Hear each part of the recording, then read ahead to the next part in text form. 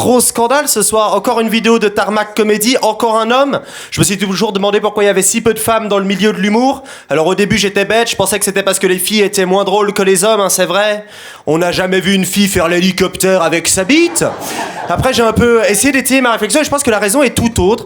C'est parce que les femmes n'ont pas besoin d'être drôles pour réussir à séduire. Alors que quand t'es un mec, t'es obligé, tu vois. À part si t'es le genre de mec parfait qui a une guitare en fin de soirée, tu vois. À part si t'es le genre de mec qui a tellement une bonne hygiène bucco-dentaire que quand il se brosse les dents, il lave sa brosse à dents, tu vois. À part si t'es le genre de mec qui est tellement bien sapé que quand il va en boîte, à défaut qu'on lui refuse l'entrée, parfois fatalement on lui refuse la sortie, on fait non, vous êtes trop essentiel à la bonne ambiance, allez-y dansez, tu vois. Eh ben moi je suis pas ce mec. J'ai rien pour plaire aux femmes. Déjà parce que je suis flemmard. Je suis tellement flemmard que parfois je joue à FIFA la machine contre la machine et je prends du plaisir à regarder.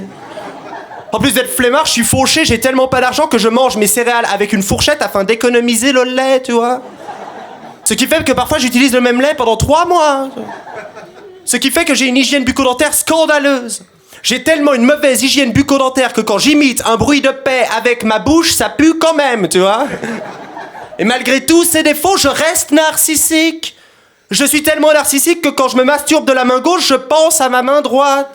Et attention, moi je vois pas la masturbation comme un moment où je me vide les yocs. Je vois vraiment la masturbation comme un moment où je me fais l'amour à moi-même. Et comme je suis un romantique, je me respecte, je m'invite à bouffer, je me prépare, entrée, plat, dessert. J'essaye de m'auto-séduire, je me fais mes propres vannes, ouais.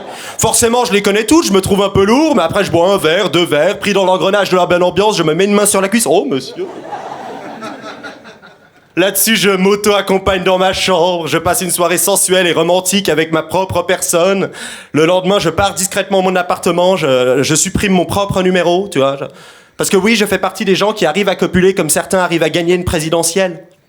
Je prends des gens malheureux, je leur fais croire au bonheur, je les encule et j'arrête de leur parler pendant 5 ans, tu vois. C'est ma méthode. C'est marrant, hein. Parce que moi... Pour la première fois, l'autre jour, je suis allé me faire dépister le sida, tu vois, pour la première fois. La première question que te pose le médecin quand t'arrives pour te faire dépister, c'est au cours du dernier mois, combien de partenaires sexuels différents avez-vous eu? Alors moi, la bonne réponse, c'était 3. Mais pris dans l'ambiance, j'ai dit 12, tu vois. Comme si les médecins allaient faire « Ah bravo, quel baiser! Monsieur a peut-être le sida, mais là on a un sacré potentiel de baise, bravo !» Et je parle de ma vie sexuelle au médecin, et il en arrive à la conclusion suivante. J'allais devoir faire une prise de sang, normale. J'allais devoir uriner dans un réceptacle et me mettre un coton-tige au niveau de l'anus. Chose qu'on te demande seulement dans un centre de dépistage. Tu vas jamais chez le glacier, tu fais bonjour, une boule vanille, vous allez prendre ce coton-tige. Non, ça n'arrive pas. Je ne sais pas si vous avez déjà eu le loisir d'attendre 30 minutes dans une salle d'attente. Mais attendre 30 minutes dans une salle d'attente avec un réceptacle à urine et un coton-tige plein de merde, tu fais pas le malin, tu vois, t'es là. Je me suis dit, si là je croise un pote, je ferai l'innocent, tu vois. Non, bah parce que moi je suis stagiaire ici en fait, hein. C'est dégueulasse, ça va, c'est dégueulasse. Il y a un type dans ce monde, son boulot, c'est de dire aux gens s'ils ont le sida ou pas. Moi, faut pas que je fasse ce job, hein. Je ferai trop de vannes. Tu vois, je serais là, bon, écoutez, monsieur, on a une bonne et une mauvaise nouvelle. Eh ben, la bonne, c'est que c'est bon, tu vois, vous êtes séronégatif, et la mauvaise, c'est que c'est pas vrai. Allez, wouh, bonne ambiance. Fort heureusement, j'avais rien. C'est chouette d'avoir rien. Et moi, j'étais content parce que j'ai hâte d'être vieux. J'ai tellement hâte d'être vieux pour pouvoir rentrer dans un tarmac comme ça, attendre que quelqu'un me propose sa place et faire « Non, c'est celle-ci que je veux », tu vois. Et pointer quelqu'un de très faible. C'est mon idée.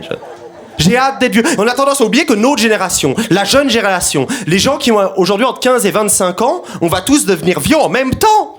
On a tendance à oublier que les Kevin d'aujourd'hui sont les Robert de demain.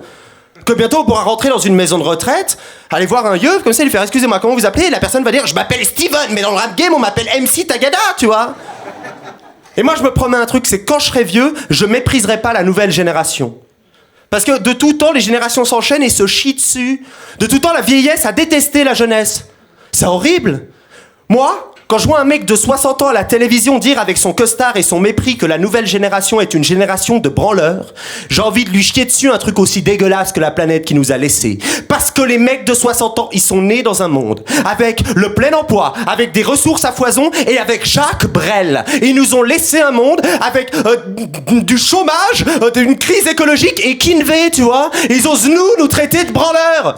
Globalement, j'ai l'impression d'arriver à une soirée à 3h du matin, on m'avait promis de l'alcool, de la coke et des putes. Pas de chance, j'arrive à 3h du matin, bah l'alcool il est fini, la coke elle est finie, les putes elles sont remplies, il y a un bordel ambiant, il y a des déchets, il y a des gens qui ont profité de l'ivresse pour voler les porte-monnaies de tout le monde, il y a beaucoup de pauvres, il y a très peu de riches, et là il y a un mec qui ose moi me traiter de branleur alors que je ramasse des déchets, je signe des pétitions, j'arrête de manger de la viande, tu vois, moi je suis cool. Un mec de 60 ans qui dit branleur à un mec de 20 ans, c'est Grishka Bogdanov qui dit t'es moche à Brad Pitt. Merci, c'est tout pour moi.